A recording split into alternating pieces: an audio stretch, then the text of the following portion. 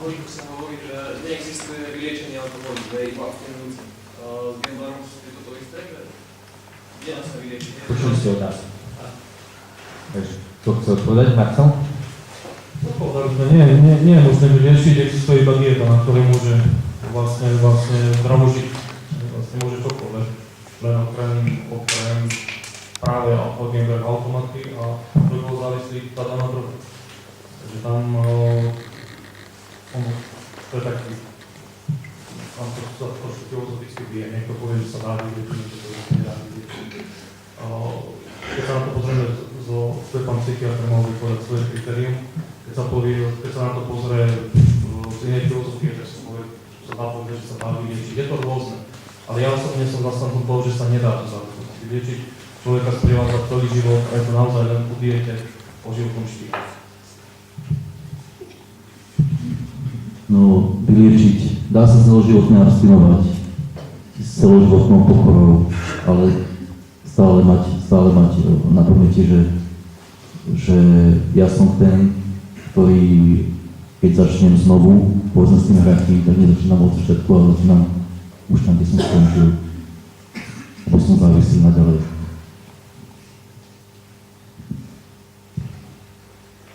Keď som sa vám predstavoval, tak som hovoril, že som abstinujúci. Ono je to kvôli tomu, že počas mojej abstinencie som zažil, čo pán doktor vravel, krevina. A to sa nám ako závislým môže stať hocikedy. No a to je to, že nie sme vyliečení. Doživotne nebudeme vyliečení, ale dá sa s tým žiť. Pri pravidlách, ktoré dostaneme ako návod, tak môžeme žiť a by som povedal, že keď abstinujeme, žijeme kvalitnejší život. A dá sa povedať, že možno niekedy aj taký kvalitnejší ako predtým, lebo si ten život vieme tak lepšie vážiť. Ale zasa nenahováram vás zasa na to, aby ste vyskúšali niečo to, lebo je to jedno veľké peklo. A pravím to z vlastnej skúsenosti. Ďakujem. Pozerám sa stále na vás. Nech sa páči. Prečo ste začali hrať, keď ste vedeli, že nič nepíráte? Vedeli ste asi o tom, nie? Že je to stratové.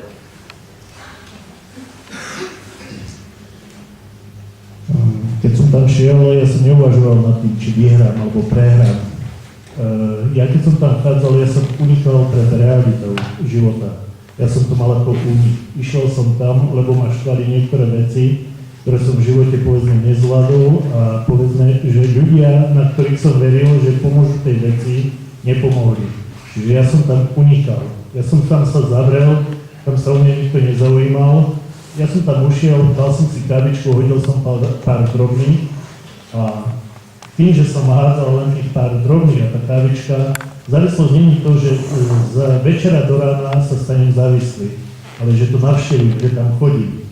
Či tam hodím 1 euro alebo 2 eurá a začnem tam chodiť pravidelne, to je tá závislosť, že som závislý na tom, že sa tam vraciam naspäť. Toto je ten problém, že vraciam sa tam naspäť a stále chcem hrať. Už potom ani neuvažujem nad tým, že či vyhrávam alebo prehrávam, lebo pre gamblera není podstatné, či vyhrá. Aj keby tam mal neviem koľko nahraté ako gambler, jemu je to stále málo, to je tá závislosť. Ťažko sa to nahrádza na to nejakými počítačovými hrami? No, nahrádza. No, bolo to znamená. Že není to to, čo je... Nie to, ale počítačové. Ďalšia z vecí, že mládež, ktorá tu sedí, že ono to má veľký súvis. Ja keď som bol na liečbe, tak ja ako abstinujúci mám zakázané hrať akékoľvek hry. Lebo vo mne, ako závislom, to môže znova vyvolať túžbu po hre. Bolo povedané ten craving. Craving to je taký odborný výraz, túžba po hre. Čiže ja, keď budem hrať aj s mojimi deťmi, ktoré mám doma, obyčajnú hru, povedzme, človeče, a budem môcť túžiť potom, aby som vyhral, aj to je jeden z cravingov, že chcem vyhrávať. A problém gamblera je to, že chce vyhrávať. Že chce hrať, vyhrávať a toto je ten problém, čiže každá jedna hra, či počítačová, či stolová hra, už u závislého on by mal vypustiť akékoľvek hry. Lebo to môže v ňom vyvolať znova tú túžbu po hre. Tu mám otázku. Ja sa na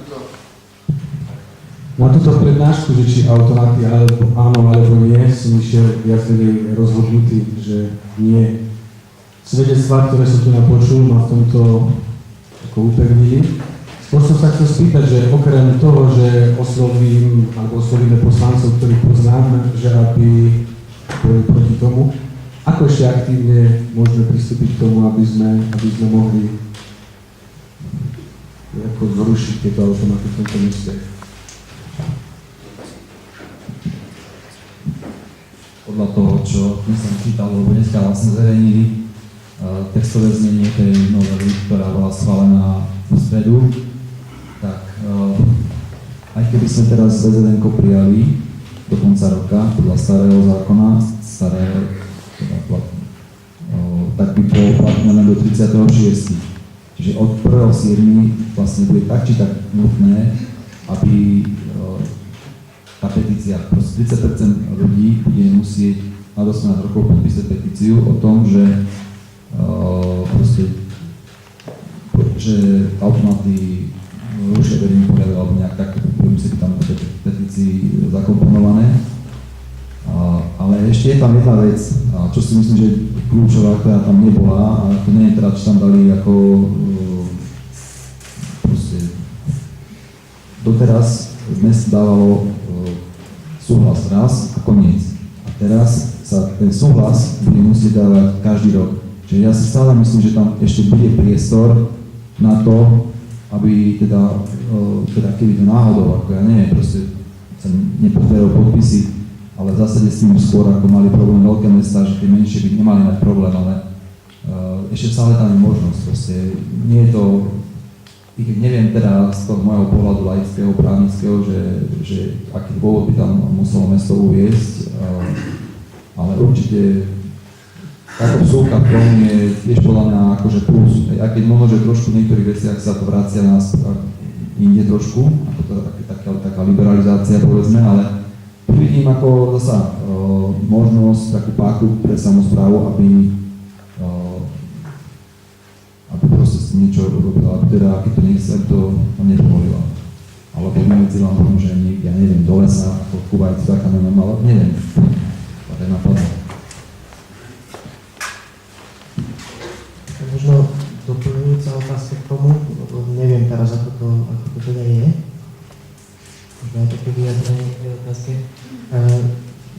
Myslím si ale, že keby sa nám to podarilo, respektíve vám poslancom, zakázať ešte v tomto roku, tak to nie je, že bude to platiť len pol roka, ale možno až pol roka. Že trošku tie nite popretrháme, trošku ten život skomplikujeme.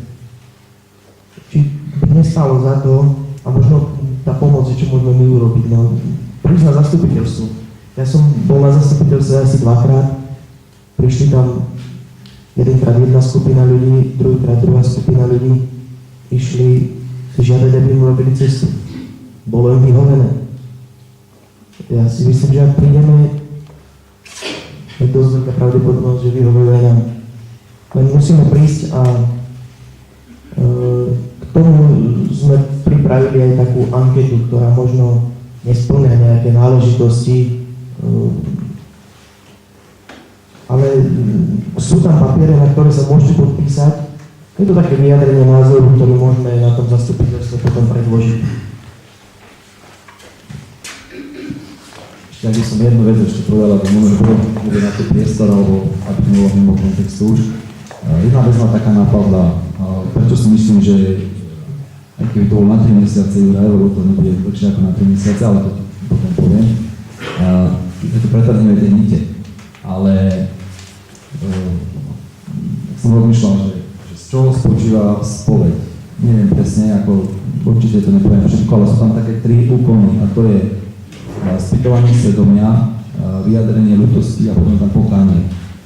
Pre komunitu si myslím, že existuje tiež niečo podobné. Analogia, spýtovanie svedomia, vyjadrenia ľútosti a pokánie. A pokánie, z môjho pohľadu, bolo gesto, a aj keď teda hovorím, že to bude niečo stáť, lebo to niečo musí stať.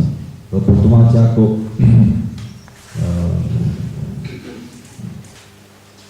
Marian Černík, keď sa o tom bavili, povedal takú vec, že ako taký prírodný so slovenským štátom a teraz deportácia Židov, že sa robilo verejne zlo a že boli, možno sa niektorí ľudia nepostavili voči tomu, lebo sa báli, boli tlaky.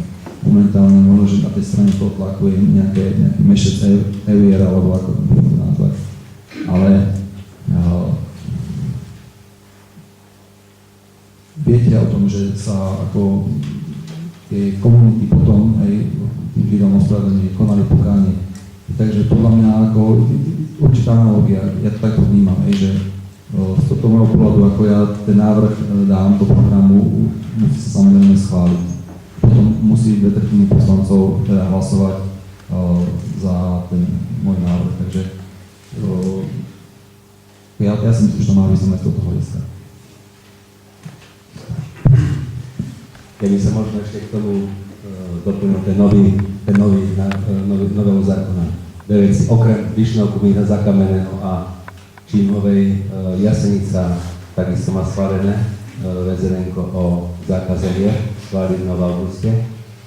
A teraz k tomu tej novele zákona, čo si spomínal, že obec alebo samospráva vyjadruje sa každý rok, to bolo aj v starom zákone. Ja som každý rok dával vyjadrenie nesúhlasu. Ministerstvo financií neberie žiaden ohľad. Tú licenciu vydá každý, takže samospráva nemá žiaden, alebo nemala a v tomto prípade nebude mať žiadnu páku na to, aby obmedzila nejakým spôsobom hry. Čo sa týka VZN-ka, pokiaľ je prijaté v tomto roku, ten prvý polrok bude na to, aby to občania petíciou potvrdili, pokiaľ to príjmete až na základe petície po 1.7.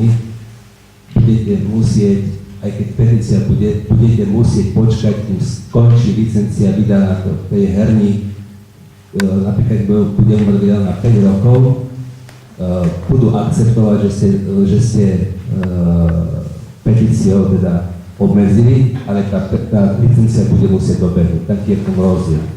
Takže bolo by dobre, ak to chcete teda presadiť, aby to VZN-ko bolo platné do konca roka. No a už keď som pri slove, poviem, ja som to teda nemal vo volebnom programe v Jasenici, priznám sa.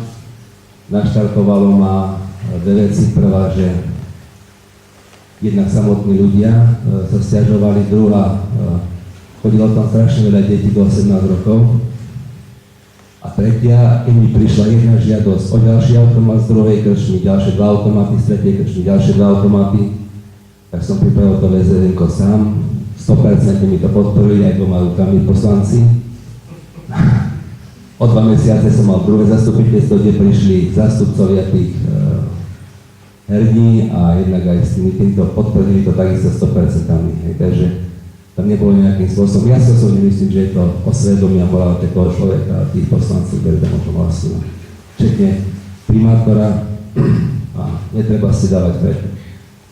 Neviem sa, aby som sa politik nedotýkal, ale treba sa aj pozrieť do zastupiteľstva, hoci volíme nie do zastupiteľstva, ale aj do parlamentu, pretože tam máme aj z Oravy poslancov, ktorí hlasovali za túto novelu a dokonca pána Markoňa, ktorý ho ešte sprísnil, aby, keďže má asistenta, ktorý prenajíma na tieto hry, takže treba aj z tohto pohľadu na to dívať. Ďakujem. Ďakujem veľmi.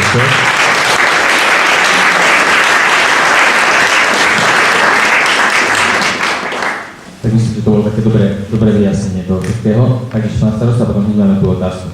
Ja by som ešte chcel doplniť, že prijatie VZN tohoto roku zdá sa mi, že je už neskoro. Pretože 15 dní to musí to vysieť a po schválení to musí zase byť 15 dní. To dáme stovky poslanci, si všetko kým na to bude určiť. Takže neviem. Na to je toľko vecí, ktoré sa dá stihnúť, však papier. A ale nech sa páči, môžeme otázku tam na druhej strane, ako poprosím. Ja by som chcela len mať otázku, keď u nás bolo toľko poslancov, čo sa zdržalo hlasovania alebo boli proti, že či by sa nemohlo zverejniť, ktorí to boli menami. Aby sme vedeli, že bol Veď pre objektívne by mohli tie poslanci, ktorí boli za nás, povedia, že prečo sú za nich nás bezpečné. Máme také ťažkosti, že s tými poslancami sú tu. Bolo to zverejnené, ja by som to nechcel až tak exponovať.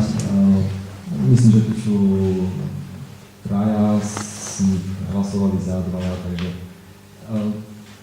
ako tam mali svoje dôvody určite, ak mám teda tak trošku hovoriť o tom priebehu, ako hovorím, ja som sa priznal teda, že možno, že som to nepripravil tak dobre, ako by som to mohol pripraviť a tak nejakú kampaň tomu spraviť, marketing a tak ďalej.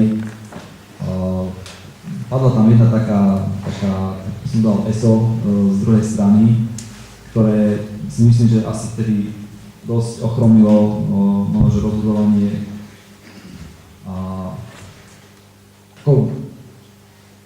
Môžem povedať teda, že takto, čo sa týka pocitov, nemali to úplne jednoduché a nechcem zbytočne možno, že takto ho menovať, lebo už si trošku aj zažili možno, že svoje, tak, ale tým pádom, a nechcem ospravedlňovať nejak, ale ja považujem teda naozaj za posun aj toto tu dnes, čo je a myslím si, že aj pre ak to pán starosta Jasenice takto vyložil ten zákon, ja som to trošku nepochopil, ale akože, ak to tak je, tak myslím si, že inú možnosť nemáme.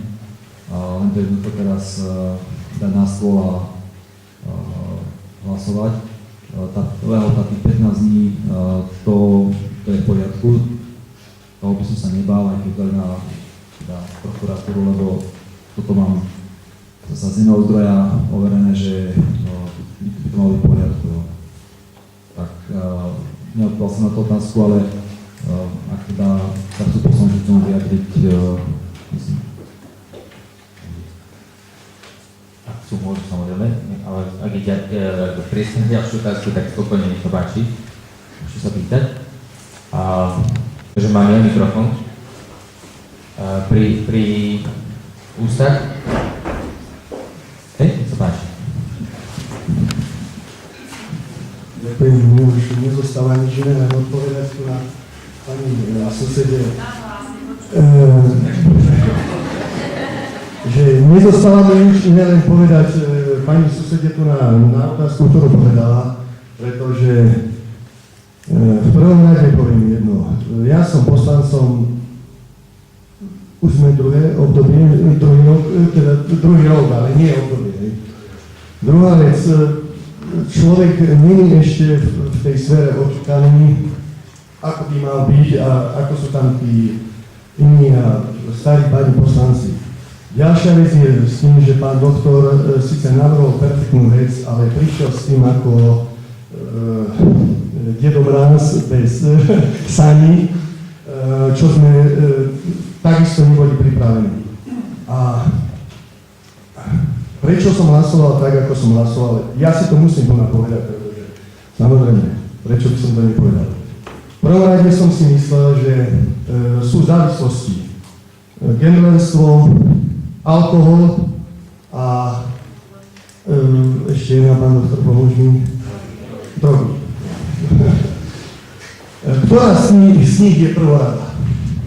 Alebo prvá? Ja si myslím, že tu na meste je toho viac a viac, viete. Gambler si odohrá, zahrá si, ide domov. Alkoholik môže sadnúť do auta, nie že zabije seba, ale ešte zabije ľudí okolo. Čiže tu keď sme hovorili, že čo v prvom rade treba zmazať, ja som to aj tam povedal, pán doktor, ty vieš, tak zakažme krčmy. Keď ideme byť čisté mesto, zakažme aj krčmy.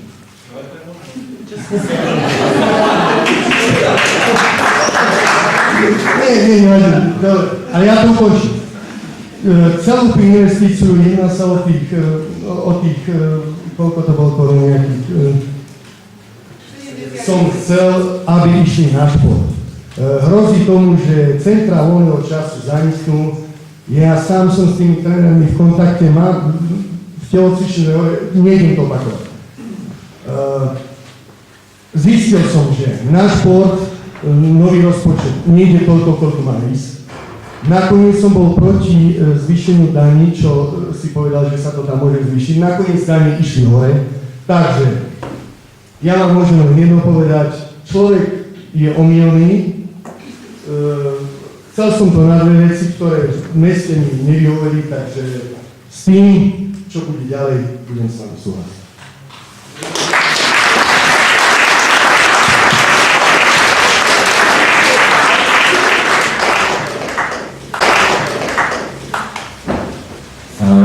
Ďakujem za vstup. Myslím, že to bolo veľmi náročné. Ale bola tam zase na tom jedna veľmi dobrá otázka, ja som využil a myslím, že sa spýtal rovno kompetentný Marcela. Alkohol, drogy, gambling.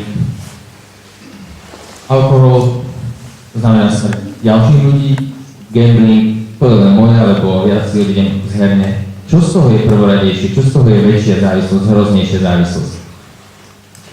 No, čo sa je najhoršie? Závislosť vzniká veľmi postupne. Je to veľmi hustá špirála. Prečo hovorím veľmi hustá? Tým, že veľmi pomaly si všimneme, že sa vôbec niečo deje. Niekedy si myslíme, že naozaj sa nedeje vôbec nič a takých určitých osôb pripisujeme nejakému krizovému životnému obdobiu, mladým pripisujeme puberte, neviem čomu všetkému, ale naozaj sa deje niečo vážne, rozpúta sa tam vážna nemoc. Prečo vážna? Pretože väčšinou skončí smrťou, väčšinou. Nezvládnutá závislosť skončí smrťou, to je jasné. A ja som mal spustu klientov, ktorí nie sú už mŕtvi. Či to bol gambler, či to bol alkoholik, či to bol narkoman. To je vlastne jedno. O čo vlastne ide? Čím dlhšie som v závislostiach, no, nie je to tak, že ja som iba čiste napríklad mojou drogou primárnou je pervitín, alebo je heroín, alebo je alkohol. Ale je niečo aj také, ako sa hovorí polymorfná závislosť. To znamená, že veľa typov drog, čokoľvek, čo mi urobí nejaký stav. Tiež by som nehovoril, že je iba čistý gambler. Je to veľmi... nie je to spravidla, tak ako som povedal. Sú to skrížené diagnózy. Keď idem za ten automat, aby som vydržal dlhšie, tak si dám amfetamín, metamfetamín alebo pervitín. Dám si proste drogu, ktorá ma udrží v delom stave, ktorá mi dodá energiu, ktorá mi ešte ten stav trošku umocní. Hovorili sme o hrách počítačových, jasné. Tí mladí, zapne si počítač a to je jedno, čo tam hrá, čo je princíp hry, nejasný výsledok. Hrám a ťahá ma to, že niečo nie je jasné, ako to dopadne. Keď sa točí ruleta, čo padne, aké číslo padne, čo sa vo mne deje, mám vnútri chvenie, mám nervozitu. To je to podstatné, prečo tam ten gambler je. Nízny výsledok. Napätie, príjemný pocit. To sa vlastne deje aj pri počítačových hrách. Je nejaká komplikovaná počítačová hra, mení pozadie, mení náročnosť, mladí si zoberú pervitín a ide 3-4 dní. Zatemní si okna a ani nevieme, že sa niečo deje. Naozaj by som dal, ja sa snažím dneska upozorniť na tú jednu vec, že problém nikdy nestojí samotný. Že to je prepletená vec zo všetkých. Keď vznikne nejaká patológia, naviaže sa na nich ďalšia patológia. Aj o týchto herniach je to práve o tom. Nie je tam len ten automat, je tam drogovo závislý, je tam dealer, sú tam drogy, sú tam osoby, ktoré, ako hovorili chalani, páchajú trestnú činnosť, lebo nedá sa tej kvanta peňazí nahádzať z toho, že ja to zarobím. Proste nestíham. To sa nedá. Nedá sa v určitých vysokých štádiách závislosti nakúpiť koľko spotrebujem. Nedá sa. Proste nezvládnem, musím kradnúť. A väčšinou musia kradnúť celé skupiny, aby sme to už nejako utiahli. Čiže toto sú také otázky naozaj veľmi ťažké a môj uhol pohľadu je taký, ak by to bol iný odborník, podal by úplne niečo iné. Takže ja poviem len to, čo som povedal za seba. Ďakujem. Tu bola otázka. Ja by som chcel apelovať na reakciu pána poslanca. Vy ste spomenali, že sú závažnejšie veci, ktoré sa musia riešiť. Tak sa chcem spýtať, že ako ste vy prispeli k tomu, aby sa vyriešili? Ktoré veci? Teda napríklad ten spomenutý alkohol.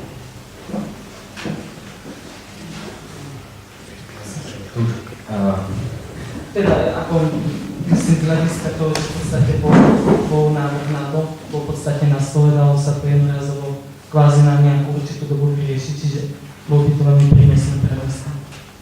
A hovoríme teraz o čom? Vzhľadom, O tomto, čo som zarazil na že sa nepodporil tento návrh, ktorý tu bol. Tak na to vlastne už reagoval aj pán poslanec, aj o tom hovoríme. A ja by som to naozaj tak trošku dostal ešte do ďalšej roviny, pretože verím, že tí poslanci, ktorých vy máte v zastupiteľstve, robia zodpovedné rozhodnutia a tu zaznelo aj to, že tak ako je dneska ťažká situácia finančná a mesto potrebuje nejako prežiť a vykryť peniaze, ktoré napríklad nedostane do CVčiek, do športu a hľada spôsoby a zdroje, poďme na takúto otázku trošku, aby som sa nevymie ani nie úplne. Mesto má príjem z hazardu. A asi to nie sú úplne malé čísla. Neviem, koľko to je, raz, ktorý si nám možno mohol ty povedať. A zároveň, keď teda zakážete hazard v námestove, prídete o tieto peniaze. Ste schopní prijať na seba toto riziko? Ja by som asi najskôr, aby ste teda mali prehľad zhruba asi, aké peniaze hráme. Za minulý rok bol zisk z hazardu spolu 75 897 eur. Rok predtým to bolo 66 000, ešte predtým 81 000, čiže trošku pokles v roku 2010, trošku zostup minulý rok. Tento rok to vychádza za 11 mesiacov 57 260. Jedna skutočnosť je taká, že počet výherných automatov klesá. Vlastne príjem z automatov alebo tvoria správne poplatky a potom odvody plus výťažok z tých výhier. Je to nejaké percento, to sa delí medzi ministerstvo a obec, pričom obec má svoj nejaké 3%, štát nejakých 25 alebo 24. Čiže ako relatívne sa zdá, že je to dosť veľký peniaz. Ešte aby som dal do nejakých ešte iných čísel, je to bežný rozpočet alebo príjmy bežného rozpočtu sú na úrovni 4 767 000, povedzme, 4 milióny. Z toho sú určité tam položky, ktoré sú fixne viazané na školy, to je nejaký 1 86 000 cca. Čiže rozdiel tých príjmov, ktoré vlastne mesto môže použiť, je nejakých 3 681 000. A z toho, povedzme za minulý rok, ten príjem tvorí 2,1%. Čiže percentuálne by sme išli od tohto dole. Hej. To nie je taká veľká strata, ktorá by sa nedala vykryť. Viete, keď sa každý ustromní, 2% to nie je veľa. Teraz napríklad sú prijaté v rámci štátnych inštitúcií, dokonca nie ktorý rok, či tento rok, alebo predtým, že museli si dať 5% dole. Hej. Takisto tie opatrenia, ktoré sú v rámci štátneho rozpočtu, sú také, že jednoducho nemôžeme si dovoliť ísť cez nejaké percento HDP, čiže veľmi, a sme sa zaviazali ako štát, že veľmi prísne kritéria, preto sa teraz na tom rozpočte tak bijú a hádajú. Čiže ako je to jasné, je to strata, ale teraz treba položiť otázku, či stojíme o tieto peniaze, či naozaj či sa nedá pracovať efektívnejšie, možno, že aj s to nižšou sumou. To je... Ja teda mám len z tej pozície ako poslanca možnosť schvaľovať, neschvaľovať, ale už konkrétne tieto veci, ako pracovať s tými peniazmi, to už je otázka ako výkonnej zložky, že mestského úradu. A tu tiež je to o tom postoji. Myslím si, že to má ten zorný uhol pohľadu, ako teda napríklad povedzme máme zrejme my všetci, tak to pochopí. A pochopí možno, že aj to, že povedzme sa mu zvýhne nejak daň za niečo, za bývanie alebo odpady. Pretože je to o tom, ale niekde sa to...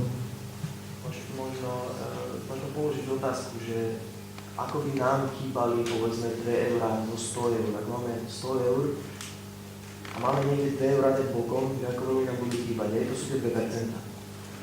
Aby sme si to vedeli predstaviť každý na vlastnej peňaženke. Je to asi 10 eur na občanky, nie? 8 000 ľudí krát 10 eur je 80 000. Tak, niečo takto to treba podímať. Presne tak.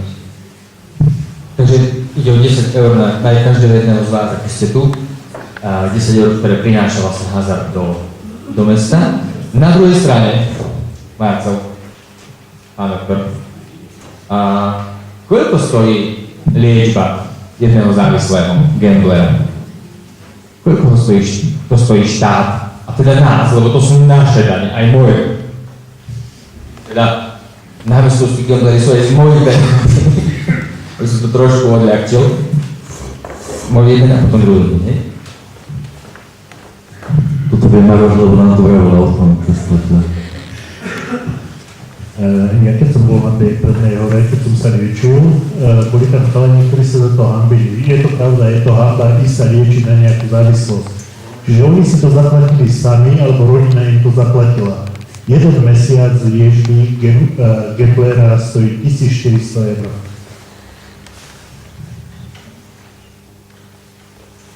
No to je len tá vlastne medicínska liečba, ale to ešte nie sú tie všetky ostatné, ja neviem, aké intervencie sociálne a iné rôzne druhy pomoci, ktoré tej rodine musia byť poskytnuté.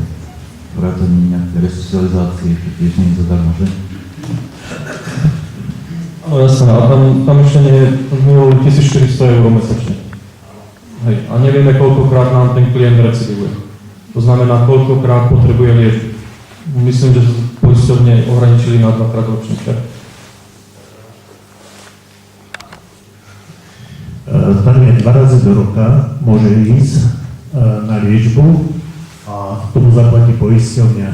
Ak spraví recidivu 3-krát, nedostáva sa, musí čakať na liečbu, ale on nečaká, že abstinuje.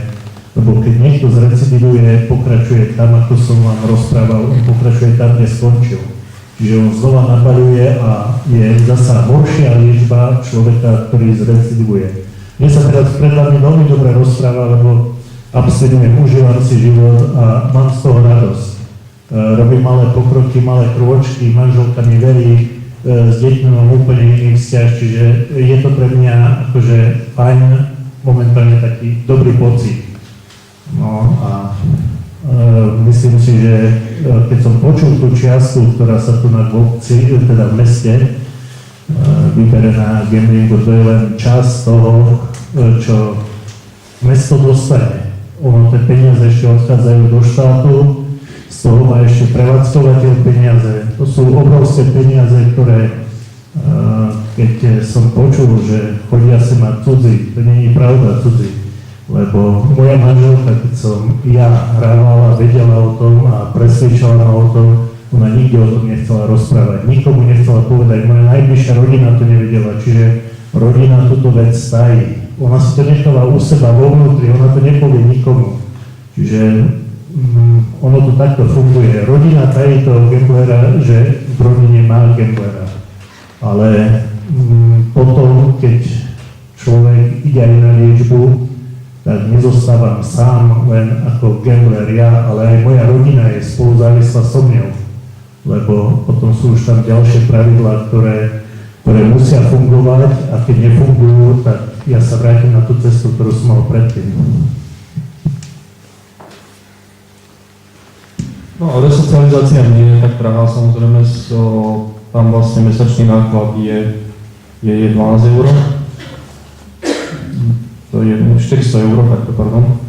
až 400 eur mesačný, ale zase ten klient je tam dlhodobo. Čiže my klientov vlastne hovoríme, úspešná liečba je, keď sa prejde celým programom, ten je až dvojročný. Ten klient je v tom programe až 2 roky. Čiže tiež to nie je najvlastnejšia záležitosť. Ale to, čo som hovoril, že tá základná liečba, to bol veľký problém, preto aj prišlo k obmedzeniu v počte vlastne liečení do roka. Veľakrát mám klienta, ktorý prešiel 15 základnými liečbami. Čiže 15 krát bol niekde na prvnej hore, alebo na nejakej CPO, DZ-ke, kde prešiel tým programom, tým extradranným programom. A to už je dobrá záťaž pre rozpočet, ako to. Čiže by som to, a ja by som sa trošku dostal do obrazu, vy asi ste, to odpustiť. Keď hovoríme o liečení závislosti, hovoríme o základnej liečbe, 1400 eur na mesiac, čo je na prednej hore minimálne koľko, 3 mesiace? U nelátkových, ako je gambling, je 2 mesiace a u látkových závislostí 3 mesiace. Látkové sú alkohol, drogy a nelátkové gambling, typovanie, internet, mobily. Takže to je kvázi 2800 plus potom nastupuje resocializácia, ktorá trvá rok až 2 roky, mesiac 400 eur, čiže keď to zrátam, pomôžte mi vydokopy 2800 a 12 krát 400 je 4800, ne? Čiže dokopy to je 10 000 eur na jeden rok. Jeden závislý gambler, 10 000 eur na rok, z vašich a z mojich daní. Na 2 roky. Aha, tak. Tak, nechcem povedať. Kým sa dostane na liečbu, preto často sa berie na psychiatriu na nejaké na zastavenie ťahu. Čo tam sa nabalilo potom, aj celý ten na akútne ľudské oddelenie. Celý ten balík finančne sa nabalil. Takže nehovoríme o malých číslach pri liečbe, aby sme sa dostali do obrazu. Že akurát dnes som zachytil správu, dávali to v súvislosti s tou novelou zákona o gamblerstve, že v Amerike robili práve takýto prieskum, že lebo štát získava samozrejme na daniach nejaké príjmy má z toho, tak robili prieskum, že ako je v pluse štát, tak zistili, že za $1, ktorý dostane od gamblera, musí vynaložiť $3 na to, aby zakryl tie stopy, čo vlastne v tom hospodárstve vzniknú škody. Takže je to obrovský nepomer. A ešte potom, neviem, či som dobre počul to percento, že koľko dostáva mesto z toho zisku, alebo z toho, čo pretečie tým automatom. Koľko to bolo percent? 3? 3%. Čiže 3%, či na mesto dostane 70 000 zhruba, keď to zaokrúhlim, a tie 3%, to je 70 000 eur. Je tam poplatov za licenciu je nejakých 1500 eur na jeden prístroj. Poplatok za licenciu na jeden prístroj je asi 1500 na automat, ale potom sú ešte tzv. Nejaké tie zariadenia prevádzkované prostredníctvom telekomunikačných zariadení, tam je tá suma nižšia, to je 800 eur, my máme na mestove 20. Čiže len neviem presne, ako sú kvalifikované, teda klasifikované, čiže tých 75 000 minus toto sú tie 3%. Nech by to bolo aj 5%, nech by to bolo aj 5%. Ak je 5%, 70 000 eur, tak v tomto meste 20 násobok sumy, to znamená, pomôžte mi rátať, to je 70 000 krát 2, to je 140 400 000, alebo 1,5 milióna eur pretieklo automatmi? Lebo hovoríme o tom, že tá suma tvorí 2% do rozpočtu mesta. Áno, ale nevieme, koľko to je, koľko sa vlastne tých automatov. Ak by to bolo 50, tak je to... Ak by to bolo 50 000, len napríklad z tej dani, to sú tie 3%. No tak 50 delené 3 je zhruba 1800, čiže ako, presne ako hovoríš, to je zhruba nejakých... Lebo mne to vychádza akože ďaleko cez milión, že tá čiastka je vlastne, ktorá prebehne cez tie automaty. To sú šialené peniaze, ktoré vlastne sa tu vyzbierajú ako od tých hráčov. Ako to sú... Tak, to, čo povedal Rasto, je z celého balíka rozpočtu, tých 3 milióny, keď odrátame tie príspevky na školy, je 70 000 to, čo dostáva mesto z automatov. Z tých 3 miliónov cca 70 000 a 75 000 dostáva z automatov. O tejto čiastke sa tu bavíme, ktorá chýba teoreticky. V rozpočte samozrejme chýbajú tam ďalšie peniaze, lebo sa znižujú koeficienty a blablabla. Máme to aj starostov obci, kde to schválili, kde teda tie peniaze prídu. Mohli by povedať aj oni svoj postoj k tomu. Ja vám chcem odprezentovať postoje niektorých. Starosta z Liptovských že tiež už funguje nejaký čas, ten zákaz hovorí, že peniaze z hazardu nemajú takú hodnotu ako tí ľudia, ktorých sa to týka. A myslím, že rozumný človek si vie dať na protiváhu tie veci.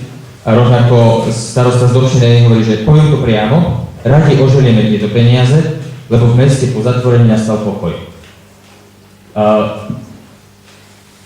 Nie sú to veci teoretické, hovoria to ľudia, ktorí jednoducho s tým prišli, alebo ktorí za tým stoja. Neviem, či súhlasíte vy, starostovia, že tí ľudia sú viac ako tie peniaze? Keď ste pri tých sumách, ja vám poviem takú konkrétnu, Tipsport, stavkovanie. My dostávame vyúčtovanie, mesto aj obec dostáva vyúčtovanie týchto Tipsportov, presne koľko bolo vložené a z toho 2%. Takže priemerne tam ide, budem hovoriť v korunách, bo sa váš šlavec, povedám v korunách, keď sú slabé mesiace, asi nech sa má 1800 ľudí. 180 až 200 000 korún mesačne, pamätám si, keď bola finálne ligy majstrova sveta, tak dokonca 500 000, dajme tomu, že ten priemer je okolo 250 000, tak za takú Jasenicu má tak 2,5, asi 3,5 milióna ročne len v Tipsporte sa premerie peniaze, čo ľudia vložia. A skutočne sú to, poznám ľudí, ktorí tam minuli pol výplaty. No a čo sa týka týchto, u nás to robí zhruba 1% na onom. To 1%, ako tu hovoria, ako to nie sú nejaké strašné peniaze, ktoré by sa dali. Dá sa to urobiť jednoducho, nájsť rezervy v rozpočte a myslím si, že keď ich môže nájsť taká malá obec, tak myslím, že na mesto nemôže mať problém s 2%. Ja by som ich našiel toho týždňa. To vidím na každom kroku.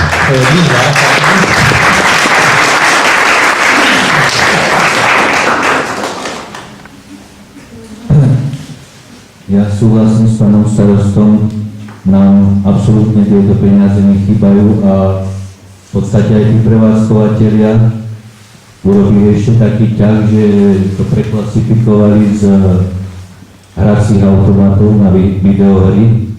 Za hrací automat sa platilo 1500 eur za rok a za videohru iba polovicu. A je to presne to isté, akurát, že sa tam nehádzajú mince, ale vlastne sa kúpi nejaký žetón, na to. To znamená, že ten žetón sa tam vypne a potom sa stláča vlastne na tých tlačidlách. A ja som dovolil tvrdiť, a som to potom aj poslal kolegom, poslancom, že za tie peniaze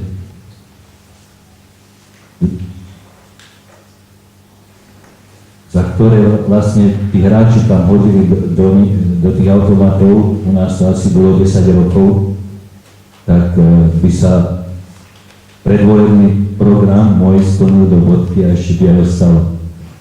A mám aj také vedomosti, že tam prišla skupina mladých ľudí a za hodinu a pol tam nechali aj 3,5 000 eur. Takže som rád, že to z našej obce odišlo a nechcel by som, aby sa to vrátilo naspäť. Ďakujem.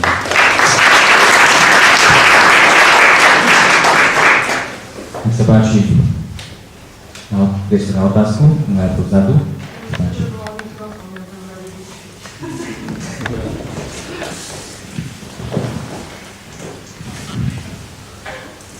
Viete, zákaz automatov sa ani tak netýka tých ľudí, ktorí už hrajú. Tí ľudia, ktorí hrajú, tým buď pomôžem, alebo nepomôžem, hovorím konkrétne o mojom synovi. Buď bude chcieť s tým prestať, alebo nie, ale je skôr tých mladých. Môj syn začal hrať, keď chodil na strednú školu. Koľko je na mestové stredných škôl? Pokiaľ chalani chodia, možno aj dievčatá poza školu. Niektorí pijú, niektorí fajčia, niektorí drogujú, ale možno mnohí sa stretávajú práve aj v tých herniach. Možno aj môj syn chodil do herny, keď ešte nemal 18 rokov, ako povedali pánovia starostovia, že aj to ich trápilo, že chodia ešte tam neplnoletí. A ako povedal Maroš, že začali s drobnými. Aj môj syn začal zrejme s drobnými a bola to na otázka, čo je horšie, či je horší alkohol, drogy alebo automaty. Viete, mám gamblera, ja poviem za automaty a poviem prečo. Lebo to, že si môj syn bol zahrať, ja som to nevidela. Keby bol pil a tvrdil mi, že nepil, a znova by som ho videla, že opäť pije, alebo mesiac by nepil a znova by som tak niekto vidieť. A rodičia, ktorým deti berú drogy, takisto časom zistia a vedia, či si niečo dajú alebo nie. Ale gambler je človek, na ktorom to nevidíte. Môj syn má 23 rokov, keby som chcela vedieť a nedaj Bože mu veriť, čo nehrá, aby som musela chodiť v tesnom závese za ním, a to sa zrejme nedá. Tu skôr hovorí, pri zákaze automatov ide o to, aby aj vám, pán doktor Zanovič, som čítala článok na internete, ja sa vás opýtali, že koľkým ľuďom sa pomôže, akú cenu majú si život. A ja vám tak poviem, že keby niekto dneska povedal, že pri 70 000 eur si mám zobrať požičku ako súkromná osoba a zaručil mi, že si nikdy nevkročí do herny, ja si ju dneska zoberiem, lebo ide o moje dieťa. Ale keďže pani poslanci zrejme sa s takouto závislosťou nestretli vo vlastnej rodine, tak možno ich to až tak netrápi. Naozaj Slováci sme takí veľasí, len to, čo nás páli a možno na niektorých veci sa nemontujeme, ale ešte raz opakujem túto závislosť nevidieť. Ako si môžete byť istí, či niekto vo vašej rodine nehrá.